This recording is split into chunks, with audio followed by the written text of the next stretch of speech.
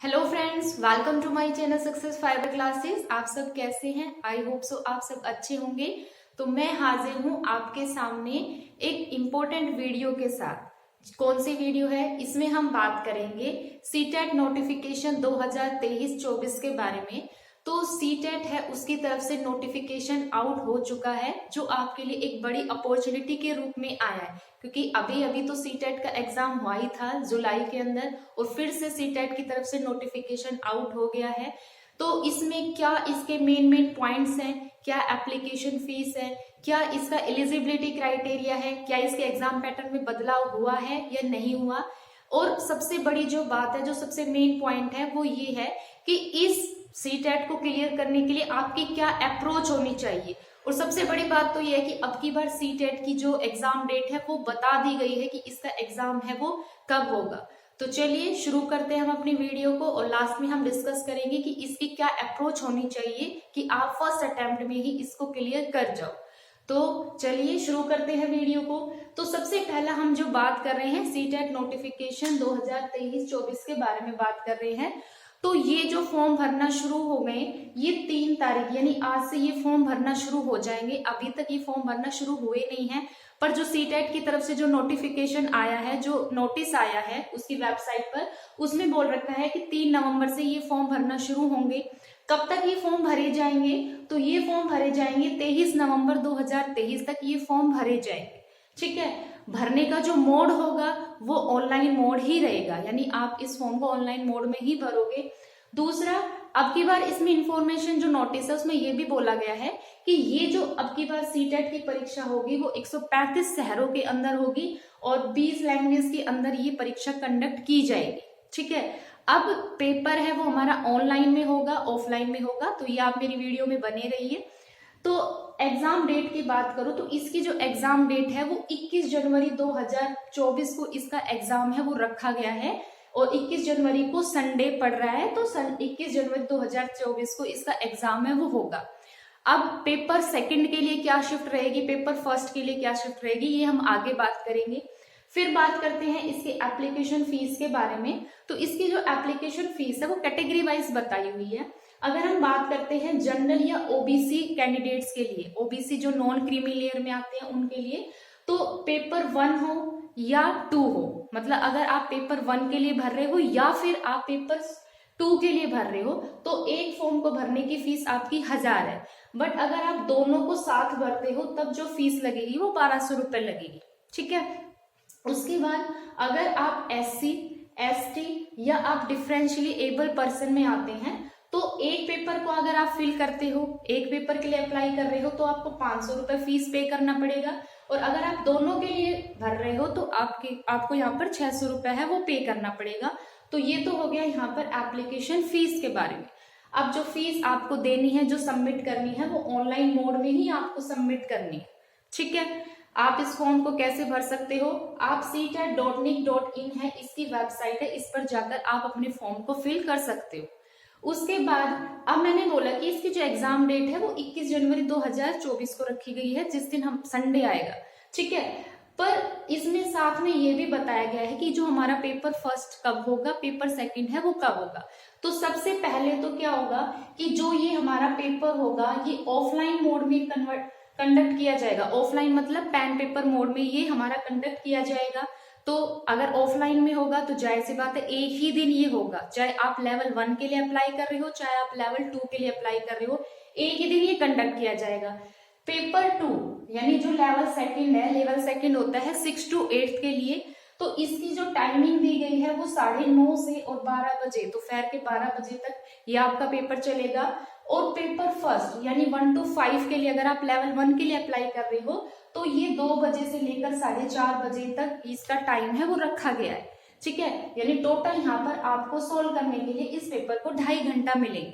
तो paper first जो second है वो 9:30 से 12 बजे मॉर्निंग शिफ्ट में होगा, और पेपर जो फर्स्ट हमारा यानी 1 to 5 है ये इवनिंग शिफ्ट में कंडक्ट किया जाएगा। उसके बाद फिर हम बात करते हैं इसकी एलिजिबिलिटी क्राइटेरिया की, जो सबसे एक इम्पोर्टेंट फैक्टर है। एलिजिबिलिटी क्राइटेरिया की अगर मैं बात करूं, पेपर सेकंड यानी अगर आप 6 to 8 के लिए अप्लाई कर रहे हैं तो आपके पास में ग्रेजुएशन होनी चाहिए, और उसके साथ आपकी बीएड है वो होनी चाहिए कंप्लीट। ठीक है। उसके बाद अगर आप फाइनल ईयर में भी हो तो भी आप सीटेट को अप्लाई कर सकते हो। उसके बाद अगर हम पेपर फर्स्ट की बात करते हैं, यानी पेपर फर्स्ट मतलब अगर आप 1 to 5 के लिए अप्लाई कर रहे हैं, तब आपके पास में यहाँ पर 12th होनी चाहिए, प्लस उसके साथ में डिप्लोमा इन एलिमेंट्री एजुकेशन आपके पास होना चाहिए, तो आप पेपर फर्स्ट के लिए अप्लाई कर पाते हो। तो ये तो हो गई जनरल इंफॉर्मेशन जो एक फॉर्म भरने के लिए आपको पता होनी चाहिए। अब बात करते हैं हम इसके एग्जाम पैटर्न की। जब आप फॉर्म भर देते हो तो उसके बाद जो पहला आपका स्टेप होता है वो होता है कि आपको उसके एग्जाम पैटर्न का पता होना चाहिए। तो एग्जाम पैटर्न हम बात करेंगे पेपर फर्स्ट के लिए। पेपर फर्स्ट मतलब यहाँ पर हम 1 to 5 के लिए हम बात करेंगे। तो टोटल जो सब्जेक्ट पूछे जाएंगे वो टोटल यहाँ पर 5 सब्जेक्ट पूछे जाएंगे, जिसमें सीडीपी आपका, सीडीपी का मतलब होता है चाइल्ड डेवलपमेंट एंड पेडागोजी। इसके 30 क्वेश्चन बनेंगे जो कि 30 मार्क्स के होंगे, यानी एक क्वेश्चन है वो 1 मार्क्स का होगा। क्या इसमें नेगेटिव मार्किंग होगी ये हम आगे बात करेंगे। फिर लैंग्वेज फर्स्ट की बात करें तो इसके भी 30 क्वेश्चन बनेंगे जो कि 30 मार्क्स के ही होंगे। उसके बाद लैंग्वेज सेकंड है, ये 30 क्वेश्चन बनेंगे 30 मार्क्स के। मैथ में भी क्या होंगे, 30 क्वेश्चन पूछे जाएंगे जो कि 30 मार्क्स के ही रहेंगे। और ईवीएस की बात करें तो इसमें 30 क्वेश्चन 30 मार्क्स के हैं वो बनेंगे। तो इस हिसाब से टोटल कितने क्वेश्चन बनेंगे, 150 क्वेश्चन बनेंगे जो कि 150 मार्क्स हो गए, यानी 150 मार्क्स का ये पेपर आपका रहेगा। उसके बाद फिर हम बात करते हैं पेपर सेकंड, यानी अगर आप 6 to 8 के लिए अप्लाई कर रहे हो यानी बीएड कैंडिडेट, तो उसके लिए एग्जाम पैटर्न क्या है। अगर सीडीपी है तो उसमें आपके 30 क्वेश्चन बनेंगे जो कि 30 मार्क्स के होंगे। लैंग्वेज फर्स्ट के भी 30 क्वेश्चन बनेंगे जो कि 30 मार्क्स के रहेंगे। लैंग्वेज सेकंड है, ये भी 30 क्वेश्चन रहेंगे जो कि 30 मार्क्स के बनेंगे। अब यहाँ पर आ जाता है हमारा सब्जेक्ट। आपने बीएड में जो सब्जेक्ट ले रखा था, अब मैं मैथ साइंस से हूँ, तो अगर आपके पास में बीएड मैथ और साइंस से आपने किया है, टीचिंग सब्जेक्ट आपका मैथ साइंस रहा है, तो 60 क्वेश्चन यहाँ से पूछे जाएंगे, 30 मैथ के पूछे जाएंगे और 30 साइंस के होंगे जिसमें पेडागोजी भी इन्वॉल्व रहेगी। ठीक है, तो यहाँ पर टोटल 60 मार्क्स का कंडक्ट होगा। या फिर अगर आपके पास में टीचिंग सब्जेक्ट एसएस रहा है तो तब भी आपके 60 क्वेश्चन एसएस के यहाँ पर पूछे जाएंगे। तो इस हिसाब से इसके भी टोटल 150 क्वेश्चन है वो बनेंगे जो कि 150 मार्क्स के हैं वो रहेंगे। तो ये तो है हमारे एग्जाम पैटर्न के बारे में। तो क्या इसका एग्जाम पैटर्न चेंज हुआ? नहीं, इसका एग्जाम पैटर्न जैसे पहले था वैसे ही अब है। ठीक है, अब आता है कि इसके लिए जो मिनिमम पासिंग मार्क्स है वो कितने होने चाहिए। तो ये होने चाहिए कि अगर आप एससी या एसटी से बिलोंग करते हैं तो आपका 82 मार्क्स पे क्वालिफाई होता है, और अगर आप जनरल कैटेगरी से आते हैं तो आपका 90 मार्क्स पर ही क्वालिफाई है होता है। और एसटी एसटी ओबीसी उसके लिए 82 मार्क्स। अगर आप दिल्ली के ही ओबीसी है तो आपको 82 मार्क्स चाहिए। अगर आप अदर स्टेट ओबीसी से बिलोंग करते हो तब आपको यहाँ पे 90 मार्क्स है वो लेने पड़ेंगे, क्योंकि उस टाइम आप जनरल में इंक्लूड हो जाएंगे। ठीक है, तो ये तो है इसका मिनिमम पासिंग मार्क्स क्राइटेरिया।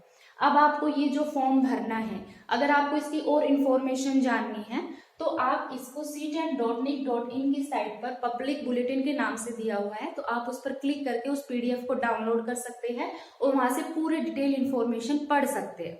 अब बात आती है कि एडमिट कार्ड के बारे में। तो इसका ये है कि अगर आप एडमिट कार्ड है, इसके जब एग्जाम होगा तो उससे 4 से 5 दिन पहले है वो निकल जाएंगे। अब सबसे बड़ी जो बात है यहाँ पर, जो एक महत्वपूर्ण बात है वो ये है कि आप इस फॉर्म को जितना जल्दी भरोगे तो आपको सेंटर आपके घर के पास में ही मिलेगा, मतलब आपके होम डिस्ट्रिक्ट में ही मिलेगा। अगर आप इस फॉर्म को लेट भरते हो तब आपका जो सेंटर होगा वो दूर मिलेगा। तो कोशिश कीजिएगा कि इस फॉर्म को आप जल्दी से जल्दी भरिए ताकि आप अपने होम डिस्ट्रिक्ट के पास ही अपना सेंटर है वो पा सके।